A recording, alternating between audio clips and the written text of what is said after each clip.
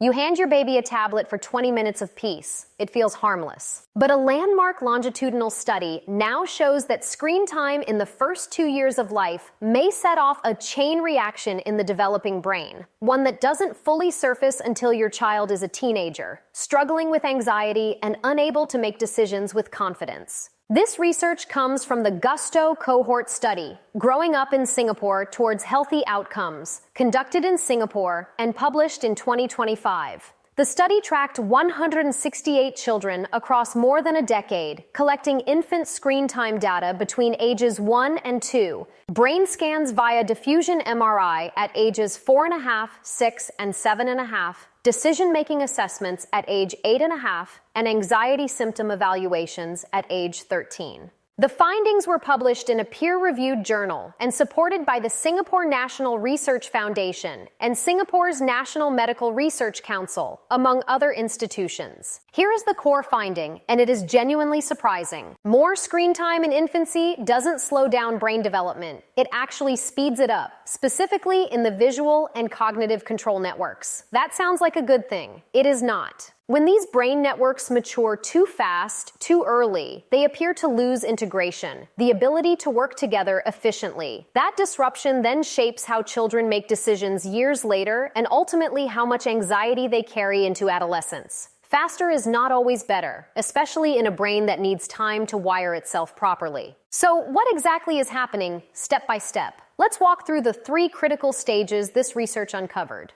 Stage 1, accelerated brain network maturation in early childhood. Between ages 4.5 and 7.5, researchers measured something called network integration, how well the brain's major cortical networks communicate with one another. Children who had higher screen time as infants showed a steeper decline in integration, specifically within the visual cognitive control network. In practical terms, this means the network that links what your child sees to how they regulate attention and behavior becomes less cohesive over time. The brain matures topologically. Its structural organization changes rapidly, but that rapid reorganization comes at a cost. Think of it like a city that builds highways too quickly without proper planning. The roads are there, but the traffic flow is chaotic. A Singapore-based child spending 2 or 3 hours a day in front of a screen at age 1 may look developmentally typical at age 3, but their underlying brain architecture is quietly diverging from a slower, more integrated path.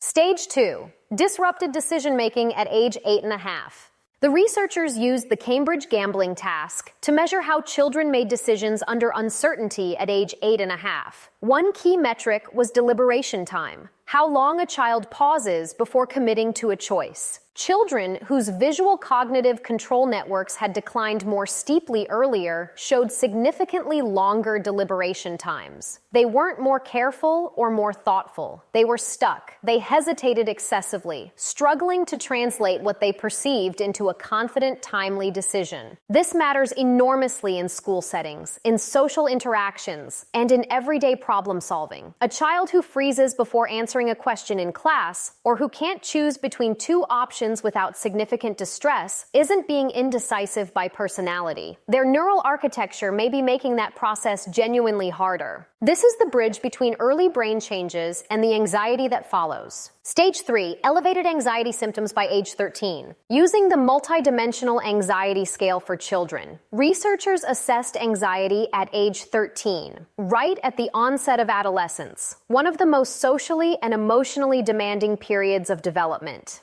The study confirmed a full serial mediation pathway. Infant screen time predicted accelerated brain network maturation, which predicted slower, more labored decision-making, which predicted greater anxiety symptoms in early adolescence. Each link in the chain was statistically significant. The effect size of the full pathway was modest but meaningful, and crucially, it was measurable across more than a decade of development. This is not a study about toddler tantrums or preschool attention spans. It is a study about the quiet, long-arc consequences of decisions made before a child can even speak. The researchers propose that sensory processing impairment may be the underlying mechanism. Heavy visual stimulation in infancy, the fast cuts, bright colors, and constant motion of screens may overwhelm and prematurely reorganize sensory processing systems before the brain has built the scaffolding to handle that input efficiently. So what can you do with this information starting today? First, audit your infant's daily screen exposure honestly. If your child is between 0 and 2, the goal is as close to 0 as possible for passive screen content. Second, replace screen time with what the brain actually needs at this stage: face-to-face interaction,